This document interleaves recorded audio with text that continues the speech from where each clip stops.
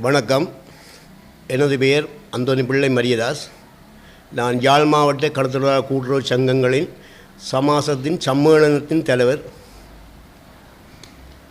இலங்கையில் இப்போ புதுசாக வந்திருக்கிற ஜனாதிபதி அவர்களுக்கு எமது வாழ்த்தை தெரிவித்துக் கொள்கிறோம் கடத்தொழில் சமூகம் சார்பாக.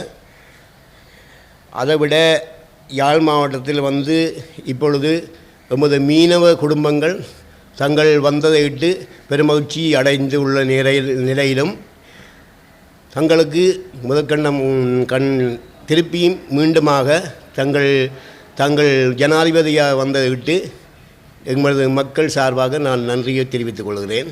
அது மட்டுமல்ல, கடந்த ஆட்சி காலத்தில் நமது கடத்தொழில் அமைச்சர் மண்ணெண்ணெய், வலை, அரிசி யாவையும் இங்கே கொண்டு வந்து மக்களுக்கு வழங்கியிருக்கிறார். சில காரணங்களால் அவர் ஊடாக பெறப்பட்ட கடந்த ஜனாதிபதி ஊடாக கடத்தொழில் அமைச்சரூடாக எமது மக்களுக்கு வழங்கப்பட இருந்த வலையை சில அரசியல் தேர்தல் காரணமாக நிறுத்தி வைக்கப்பட்டுள்ளது. அதை மீண்டும் எமது மக்களுக்கு கொடுக்க வேண்டும் என்று நான் சிபாரிசு பண்ணுறேன். நான் கேட்டுக்கொள்கிறேன். சிபாரிசு பண்ணுறேன் என்று நாங்கள் சொல்ல வரையில் அதை அடுத்த அந்த ஜனாதிபதி அவர்கள் கூடிய விரைவில் அந்த மண்ணெண் விலைகளை மக்கள் மத்தியில் கொடுக்க வேண்டும் என்றும் கேட்டுக்கொண்டு, அடுத்ததாக கடந்த காலத்தில் எமது சமுதாயத்துக்கு தீர்மானிக்கப்பட்ட விலைகள் கொடுக்க முடியாத ஒரு சூழ்நிலையில் நிறுத்தப்பட்டது. அதை ஜனாதிபதி அவர்கள் மீண்டும் அதை கருத்தில் கொண்டு அந்த மக்களுக்கு கிடைக்கக்கூடியதாக வழங்க வேண்டும் என்று கேட்டுக்கொள்கிறேன்.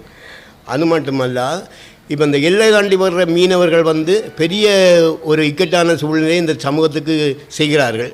அதை ஏற்கனவே நாங்கள் பல தடவைகள் போராட்டங்கள் இதுகள் கடந்த காலத்து ஜனாதிபதி ஊடாக அவர்களுக்கும் தெரியப்படுத்தி செய்திருக்கின்றோம். அதில் கூட அவர்கள் எந்த ஒரு எல்லை தாண்டி வாரதை நிறுத்தாமல் இந்தியனை உடனடியாக நிறுத்த வேணும். இந்தியனை நிறுத்தி அவர்களுக்குரிய அந்த படகுகளை கைப்பற்ற வேணும். கைப்பற்றி எக்காரணம் கொண்டும் அவர்களுடைய படகுகளை விடுதலை செய்யவே கூடாது. அவர்கள் அப்படி என்றால் தான் அவர்கள் ஓரளவுக்கு கட்டுப்பாடாக வருவார்கள் என்றுதான் நாங்கள் கடத்தொழில் சமூகமாக புதுசாக வந்த ஜனாதிபதியிடம் கேட்டுக்கொள்கிற விஷயமாகும். அதை விட எமது கடத்தொழிலாளர் மக்கள் இந்த வலைகள், கயிறுகள் எல்லாம் தும்பாக அறுத்து எறியப்பட்டு இன்றைக்கு இந்த வழியிலும் எமது தொழிலாளிகள் கடலுக்கு சிக்கிறதுக்கு வலையோ கயிறோ இல்லாத பஞ்சத்தில் சிறிய கஷ்டத்தில் நிற்கிறார்கள். அதையும் ஜனாதிபதி அவர்களுக்கு தாழ்மையாக தெரிவித்துக் கொள்கிறோம். அதை விட மீண்டும் இந்த மண்ணெண்ணெய் அவர்கள் இன்றைக்கு விலை குறைத்திருக்கிறார். இன்னும் அந்த மண்ணெண்ணெயை விலை குறைக்க வேண்டும் என்றும் கேட்டுக்கொள்கிறோம். ஏனென்று சொன்னால் எமது வாழ்வாதாரம் அந்த மண்ணெண்ணெயிலாம் தங்கி இருக்குது. மண்ணெண்ணெய் இல்லாமல் தொழிலுக்கு செல்ல முடியாது. அதால் அந்த மண்ணெண்ணெயை குறைக்க வேண்டும் என்று கேட்டுக்கொள்கிறதோடு, இப்போ இந்த வெளியில் எமது போராட்டம் இந்த உண்ணாவிரதம், நாங்கள் உண்ணாவிரதம் கூட இருந்தோம். இந்த இந்தியனுக்காக வேண்டி உண்ணாவிரதத்தில் கூட எமது திரும்பி பார்க்குறதுக்கு ஒரு தரம் வரை இல்லை. பெரிய அரசியல்வாதிகள் கூட எங்களை பார்க்க இல்லை. எங்களை அந்த போராட்டத்தில் இணைந்து கொள்கிறதுக்கு நாங்கள் எத்தனையோ பேரோட அழைப்பு கொடுத்தாங்க. யாரும் வர இல்லை. ஏனென்றால் இந்தியனை இந்த எல்லையில் தாண்டி வரக்கூடாதுன்றது. ஆனால் இப்போ வெளியில் நின்று குளறுகிறாங்க, கத்துறாங்க, கூத்தாடுறாங்க. என்னென்று சொன்னால், நான் இந்தியன் படகை நிறுத்துங்கோ, அதை செய்யுங்கோ, இதை செய்யுங்கோ, ஏன் ஐயா அப்படி செய்கிறாங்கன்ட்டு எங்களுக்கும் விளங்க இல்லை.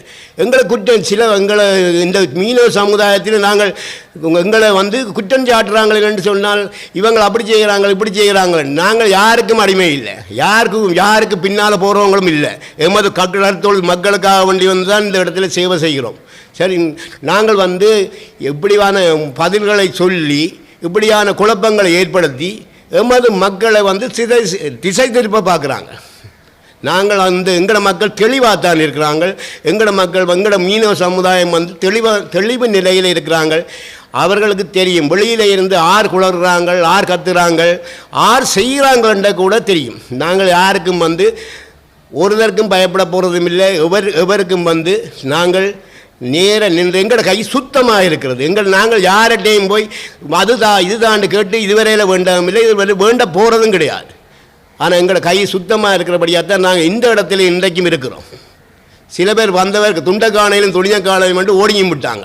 ஆனால் எங்களோட கை சுத்தமாக இருக்கிறபடியாக இந்த இடத்துல இப்போவும் இருந்து இந்த இந்த சேவையை செய்து கொண்டிருக்கிறோம். அதோடு மீண்டும் நாங்கள் ஜனாதிபதி அவர்களுக்கு இந்த கடத்தொழில் சமூகத்தை கண்ணோக்கி பார்க்க வேண்டும் என்று கேட்டு அவரை வாழ்த்தி விடைபெறுகிறேன். நன்றி, வணக்கம்.